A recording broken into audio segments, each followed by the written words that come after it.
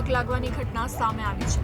જાફરાબાદના બાબરકોટ નજીક આવેલા ખાનગી કારખાનામાં આગ લાગતા દોડધામ મચી જવા પામી છે। આ કારખાનામાં કચરાનું રિસાયકલિંગ કરવામાં આવતું હતું। અગમ્ય કારણોસર આગ લાગી હતી, જેને કારણે વિકરાળ સ્વરૂપ ધારણ કરી લેતા 7 જેટલી ફાયર બ્રિગેડની ટીમો સ્થળે પહોંચી હતી અને આગ પર કાબુ મેળવવાનો પ્રયાસ કરવામાં આવી રહ્યો છે। આગની ઘટનાની જાણ થતાં મામલતદાર, પોલીસ અને Rajula, Jafrabad, Pipavav port, syntax company અને અલ્ટ્રાટેક સિમેન્ટ કંપની સહિતના ઉદ્યોગોના ફાયર ટેન્ડરો ઘટનાસ્થળે પહોંચી ગયા છે। અચાનક ભભૂકી ઉઠેલી આગને કારણે કારખાનામાં મોટું નુકસાન થયું હોવાની આશંકા વ્યક્ત કરવામાં આવી છે।